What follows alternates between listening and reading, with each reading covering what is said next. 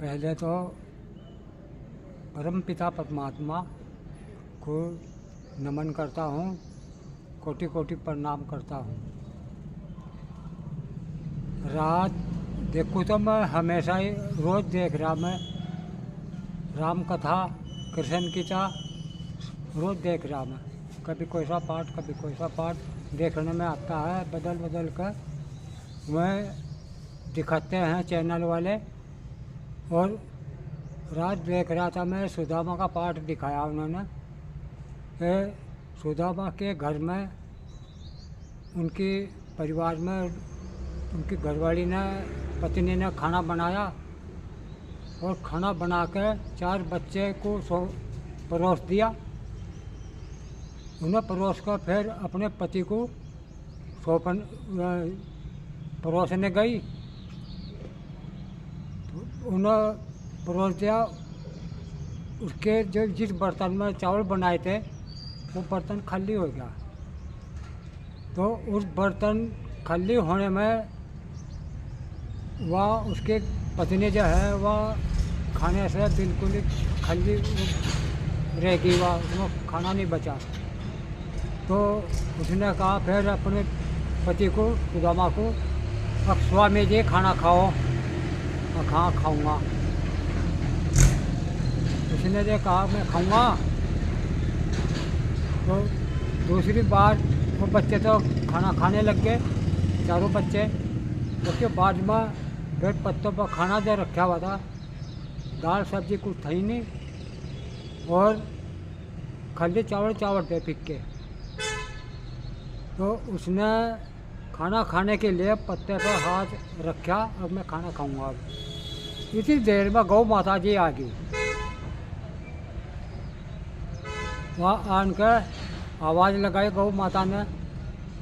उसने लिया देख, उसने चावलों का एक लड्डू सा बनाकर गौ माता की सेवा करने चला और वो गौ माता के मुंह में दे दिया एक लड्डू सा बनाकर चावलों का।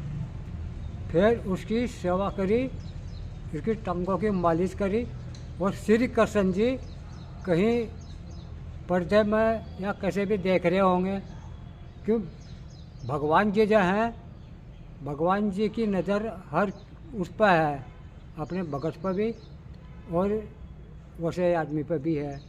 और 24 घंटे परमात्मा देख रहा है। तो उसके बाद में फिर उसने सोचा अगर खाना खाऊंगा मैं। उसके बाद में बैठा, पत्ते के साथ लेकर बैठा, जो बचा हुआ चावल थे खाना खाने लग गया। इतनी देर में एक पंडित जी आ गया मांगने वाला, वो पूरा का पूरा पत्ता उसे दे दिया अपना। उसकी पत्नी भी खाली रहेगी और सुदामा जी भी खाली रहेगी। तो उसने कहा कि उसकी पत्नी ने कहा आप खाना क्यों नहीं खाते? अब मैंने खा लिया। तो उसके बाद में फिर वहाँ की कड़ी छोड़कर फिर दूसरी वो बदला, जो श्री कृष्ण जी के महल में, वहाँ उनके परिवार में खाना बना हुआ और श्री कृष्ण जी को उसकी पत्नी ने खाना परोस दिया। और सब्जी थी, एक बर्तन में सब्जी थी, रोटी थी। तो रोटी की सब्जी के साथ में खाना खाने लगे भगवान जी। अब टुकड़ा तोड़कर सब्जी लगाकर मुँह में देने लगा। मैं देख रहा था, वो मुँह तक नहीं गया। मुँह से पहले उसके मन में आ गई कोई बात। अब मेरा भगत जो है उसने खाना नहीं खाया और पता नहीं मेरे से भगवान जी जो है मेरी परीक्षा ले रहे, क्या बात है। और मैं, उसकी पत्नी ने कहा स्वामी जी खाना क्यों नहीं खा रहे? अब मैंने खा लिया, मुझे भूख नहीं है। फिर उनमें बात चल गई, अगर जी बात बताओ स्वामी जी क्या बात है? प्रभु जी, आप प्रभु जी हो, अंतर्यामी हो, और इस बात को मैं पूछूंगी आप खाना क्यों नहीं खा रहे? अब मैं खाना तो इसलिए नहीं खा रहा, मैं भी भूखा न, मेरा भगत जो है सुदामा, उसकी घरवाली भी भूखी और वो भी भूखा है, इसलिए मैं खाना नहीं खाता। तो उसने कहा फिर ऐसा क्यों? मेरा भगत भी है वो और मेरा मित्र भी है वो, मेरे दो उसमें है, वो भगत भी है, मेरा मित्र भी है वो। अच्छा, उसकी पत्नी बोल रही है फिर द्वारिका में क्यों नहीं आए तो आपको मिलने?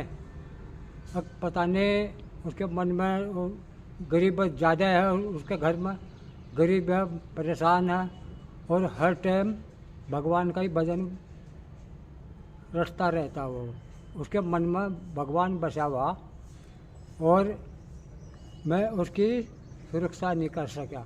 अब क्यों? उसकी पत्नी बोल रही क्यों नहीं कर सकते? अब मुझे भय ये भी है वो मेरी परीक्षा न ले रहा हो, मैं तो उसकी परीक्षा ले रहा, वो मेरी परीक्षा न ले रहा हो। तो मैं भी वो कहा किसी ने भगवान भगत के बस में हो। तो मेरा ठिकाना जो है मेरे भक्तों के उसमें ही है, जहाँ मेरे भगत रहे हैं वही मेरा ठिकाना है। भगवान का ठिकाना जो है भक्तों के पास में ही है। और तो यहाँ तक की मैं सुनी, इसके बाद में फिर आया मैं होली के त्यौहार की बात सुनी। मैं लोग कह रहे हैं कि होली मनानी चाहिए, होली तो मनानी चाहिए, और ये जो लोग रंग डालना एक दूसरे के ऊपर, तो तिलक लगाना तो ठीक है, अगर किसी के ऊपर रंग डाल दिया, दूर से फेंक दिया, उसकी आंखों में गिर गया तो उसकी तो आंखें खराब होगी और रंग डालने वाले की मजाक होगी। तो एक किस्म की यह रंग खेलना ऐसे तो ठीक नहीं है। अगर रंग ही खेलना तो तिलक लगाओ, और उससे बढ़िया उससे अच्छी कोई बात नहीं है। किसी का नुकसान भी ना हो, काम भी हो जा और नुकसान भी ना हो किसी का। तो इतनी बात तो मैं सुनी ज़रूर।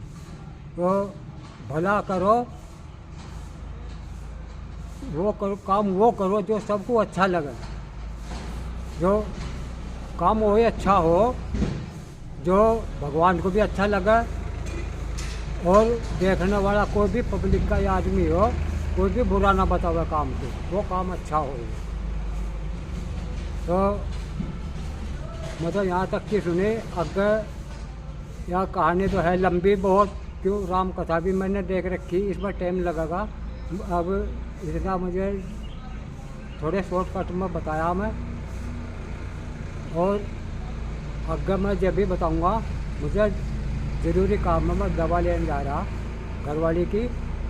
और जो भी भगवान का भगत हो, भगवान की भक्ति में कठिनाई जरूर है, पर भगवान की अपने भगत की रक्षा जरूर करें। इतने भगवान का रक्षक न, भगत का रक्षक भगवान ही है।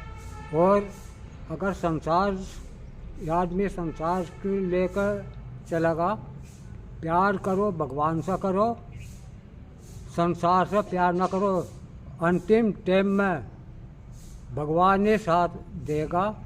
और यह माया जो है जिसके पीछे आदमी रात दिन दौड़ रहा, दौड़ता दौड़ता परेशान हो गया, अपनी नींद भी खो रहा और अपने हाथ पैर भी घिसा लिए भागते भागते, वो काम नहीं आएंगे।